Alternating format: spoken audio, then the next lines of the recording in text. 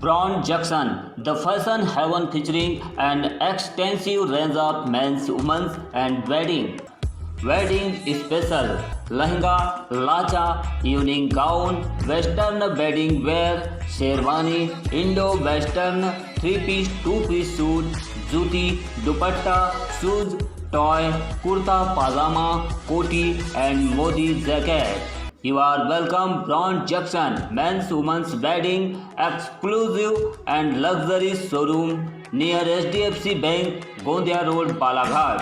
Contact detail 9193559193 9424999991.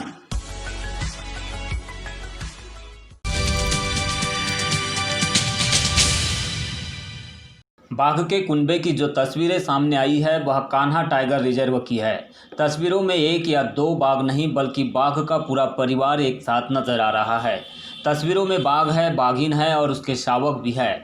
दरअसल बालाघाट जिले के अंतर्गत आने वाले कान्हा टाइगर रिजर्व के मुख्य गेट से टाइगर रिजर्व में सफारी के लिए प्रवेश करने वाले पर्यटकों को यह अद्भुत नज़ारा दिखाई दिया है। बताया जा रहा है कि वीडियो में जो बाघ का परिवार नजर आ रहा है वह इस रेंज की प्रमुख बाघिन डीजे का है। वीडियो में बाघिन डीजे, जिसको धवा झंडी बाघिन के नाम से भी जाना जाता है, बाघिन और उसके करीब 2 साल के 3 शावकों के अलावा शावकों का पिता उमरा पानी बाघ नजर आ रहा है। इस तरह के आकर्षक नज़ारे टाइगर सेंचुरी में अमूमन ही बेहद कम देखने नजर आते हैं। जिनको आंखों से यह नज़ारे दिखाई देते हैं वह खुद को खुश नसीब मानते हैं। जिन पर्यटकों को भी यह नज़ारा देखने को मिला वह भी अचंभित हो गए। इसी दौरान एक पर्यटक ने इस नज़ारे को अपने कैमरे में कैद कर लिया, जो अब सोशल मीडिया में जमकर वायरल हो रहा है। वीडियो वायरल होने के बाद टाइगर रिजर्व के अधिकारियों ने भी इस वायरल वीडियो की पुष्टि कर दी है। बहरहाल जो भी शख्स एक साथ एक सिंगल फ्रेम में इस बाघ के पूरे परिवार के वीडियो को देखता है वह भी तारीफ से खुद को रोक नहीं पा रहा है।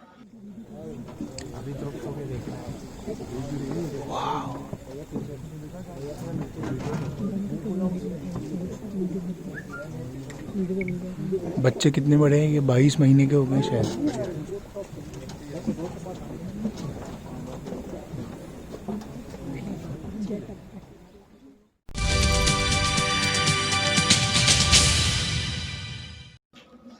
जिले में लगातार हो रही कौवों की मृत्यु एवं वर्तमान बर्ड फ्लू की आशंका को देखते हुए कलेक्टर दीपक आर्य की अध्यक्षता में 8 जनवरी को पशुपालन विभाग द्वारा जिले के समस्त पोल्ट्री व्यवसायियों की बैठक रखी गई और उन्हें बर्ड फ्लू के नियंत्रण के संबंध में प्रशिक्षण भी दिया गया। कलेक्टर द्वारा जिले के समस्त पोल्ट्री व्यवसायियों को किसी भी क्षेत्र में मुर्गियों की अस्वाभाविक मृत्यु होने पर तत्काल सूचना दिए जाने के निर्देश दिए गए और जिले में भय का वातावरण नहीं बनाने के निर्देश दिए। उप संचालक पशु चिकित्सा सेवाएं डॉक्टर पी के अतुलकर द्वारा बताया गया कि अभी तक जिले में सिर्फ जंगली पक्षियों कौवों की मृत्यु की सूचना है एवं किसी भी विकासखंड में किसी भी मुर्गी फार्म में मुर्गियों की मृत्यु की सूचना विभाग को प्राप्त नहीं हुई है। वर्तमान में जो बर्ड फ्लू संक्रमण H5N8 है जो कि सिर्फ जंगली पक्षियों को प्रभावित करता है, इसका मुर्गियों एवं मनुष्य में संक्रमण का खतरा नहीं है एवं प्रदेश में मुर्गियों में बर्ड फ्लू की पुष्टि नहीं हुई है।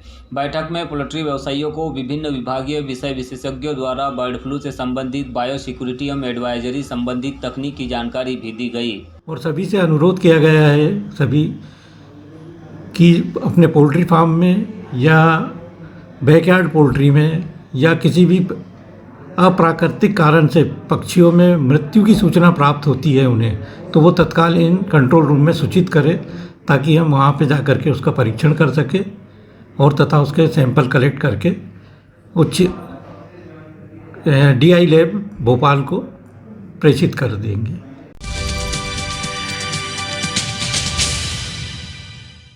शासन द्वारा किसानों से समर्थन मूल्य पर धान खरीदी की अंतिम तारीख 16 जनवरी नज़दीक आ रही है। ऐसे में किसानों की परेशानियां बढ़ गई है। जिन किसानों को धान खरीदी केंद्र से SMS आया है, खराब मौसम और धान की कटाई में देरी के चलते गहानी समय पर नहीं कर पाए हैं, जिससे वे धान खरीदी केंद्र नहीं पहुँच पा रहे हैं। उनकी धान केंद्रों में नहीं खरीदी जा रही है। अब वो दूसरी बार SMS का इंतज़ार कर रहे हैं और धान खरीदी की अंतिम तिथि नज़दीक है। अगर उनकी धान समर्थन मूल्य पर नहीं खरीदी जाती है तो उन पर लाखों का कर्जा हो जाएगा और अपनी फसल को बिचौलियों को औने पौने दामों में बेचने मजबूर होंगे। लेट होने का कारण है सर कि ये बरसात कभी बरसात ही हो जाती है। इस वजह से हमने गहानी यानी धान गहाना जो है ये लेट किए, इस वजह से लेट हो पाए हम लोग धान देने में। नहीं, उनका कहना ये आ गया है कि वहाँ के अधिकारियों का कि आपकी का जो समय है धान खरीदी का 15 दिन बीत चुके हैं, क्योंकि 4-5 दिन बाद लेट आई है, इसलिए कंप्यूटर में ये धान लोड नहीं हो पा रही है। अब अगर धान नहीं बिकेंगी तो फिर कैसा करोगे आप? सर मैं तो वहाँ का कर्जा कैसे कैसे पटाऊंगा मैं? भाई मैंने तो धान उनको आज भी कर्जे के लिए मैंने उनके पास में दे चुका हूँ मैंने। अब वो नहीं खरीदेंगे तो मेरा कर्जा नहीं दे पाऊंगा मैं। पहले मौसम की बेरुखी के चलते धान की कटाई और बाद में गहानी में किसानों को हुई देरी के चलते किसानों को धान खरीदी केंद्र से एसएमएस तो आया, लेकिन फसल तैयार नहीं होने के चलते वह अपनी फसल को लेकर धान खरीदी केंद्र तय समय पर नहीं पहुंच सके। जब तक फसल तैयार होती तब तक वह काफ़ी लेट हो चुके थे। यही वजह है कि धान खरीदी केंद्र में समर्थन मूल्य पर अपनी फसल को बेचने पहुंच रहे किसानों की धान नहीं खरीदी जा रही है। उन्हें जो समय सीमा दी गई थी उससे वह काफ़ी दूर रह गए हैं। अब वह अपने दूसरे एसएमएस का इंतज़ार कर रहे हैं। वही धान खरीदी की अंतिम तिथि काफ़ी नज़दीक है। अगर उन्हें मैसेज नहीं आता है तो उनकी परेशानियां बढ़ जाएगी। ऐसे में उनके पास अपनी फसल को औने पौने दामों में बिचौलियों को बेचने के सिवाय अन्य कोई रास्ता नहीं दिख रहा है। सर अब हमको मैसेज सर 1/12/2020 में मैसेज आया, तो उस समय में सर गहानी हमारी हो नहीं पाई। तो हम पहले के क्रिया अनुसार अब हमको पता चला कि लास्ट डेट 15 जनवरी का है धान खरीदी का, तो हम उस भोर में रह गए सर। और मैसेज आया उसके हिसाब से हमने कहा मैसेज तो हर साल ऐसे आता है और लास्ट तक धान देते हैं। अब फिर अभी हमको पता चला कि नहीं ऐसा है, मैसेज आया तो मैसेज में 15 दिन के अंदर धान बिक्री हो जाना चाहिए किसान की। तो सर हम पता लगाने गए तो बोले आपका टाइम ख़त्म हो गया है। दोबारा मैसेज फिर आया क्या? तो फिर दोबारा मैसेज नहीं आया है सर। आज हम पता लगाए तो बोले तुम्हारी धान एक भी नहीं गई है, तो बोले अब प्रोग्रेस आगे बढ़ गई करके ऐसा अधिकारी लोग बता रहे हैं सर।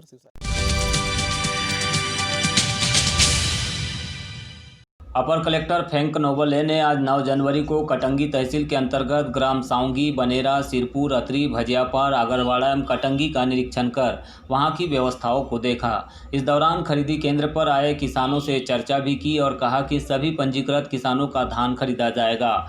उन्होंने खरीदी केंद्रों से धान का तेजी से उठाव करने के निर्देश दिए। परिवहनकर्ता को धान परिवहन के लिए अधिक संख्या में वाहन लगाने कहा गया है। उन्होंने खरीदी केंद्रों के प्रभारियों को निर्देशित किया है कि वे एफक्यू मापदंड के अनुसार ही धान की खरीदी करें। धान के कैप या गोदाम पहुंचने के बाद किसानों के खाते में तत्परता से राशि जमा कराए। निरीक्षण के दौरान कटंगी एसडीएम रोहित बम्होरी भी उपस्थित थे।